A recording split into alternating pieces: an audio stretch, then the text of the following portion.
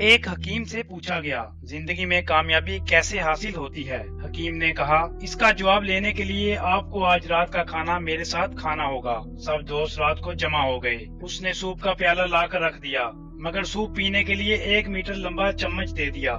سب کو کہا کہ آپ نے اسی لمبے چمچ سے سوپ پینا ہے۔ کوئی بھی شخص چمچ سے سوپ نہیں پی سکا، سب بھوکے ہی رہے، سب ناکام ہو گئے۔ حکیم نے چمچ پکڑا، سوپ اپنے ساتھ والے شخص کو پلا دیا، ہر شخص دوسرے کو سوپ پلانے لگا۔ حکیم کھڑا ہوا اور بولا، جو شخص زندگی کے دسترخوان پر اپنا ہی پیٹ بھرنے کا فیصلہ کرتا ہے وہ بھوکا ہی رہے گا، اور جو شخص دوسروں کو کھلانے کی فکر کرے گا وہ خود کبھی بھوکا نہیں رہے گا۔ ہر تاجر کامیاب ہونا چاہتا ہے، ہر بزنس مین فائدہ کمانا چاہتا ہے، ہر مالک اپنی کمپنی کو آگے بڑھتا دیکھنا چاہتا ہے، مگر یاد رکھیے، جب تک آپ کا ملازم خوش نہیں ہوگا کمپنی ترقی نہیں کر سکتی۔ کمپنی کا مالک اپنے ملازم کی تنخواہ کاٹ کر کامیاب ہونا چاہتا ہے، مگر یاد رکھیے، کامیابی کا راستہ کامیاب ملازم سے ہو کر گزرتا ہے۔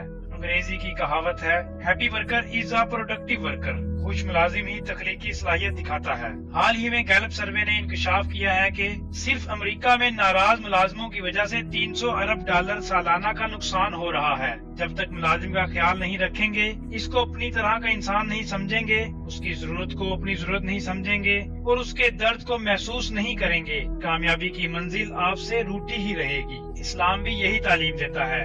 حضرت عبداللہ بن عمر بن عاص رضی اللہ تعالیٰ عنہ فرماتے ہیں، ایک شخص نبی کریم صلی اللہ علیہ وآلہ وسلم کی خدمت میں حاضر ہوا۔ اس نے ایک سوال کیا، اے اللہ کے نبی، ہم اپنے خادم کو کتنی بار معاف کریں؟ نبی رحمت صلی اللہ علیہ وآلہ وسلم سن کر خاموش رہے۔ اس نے پھر سوال کیا، مگر حضور خاموش رہے۔ اس نے تیسری بار سوال کیا تو آپ صلی اللہ علیہ وآلہ وسلم نے فرمایا، ہر روز اسے 70 مرتبہ معاف کرو۔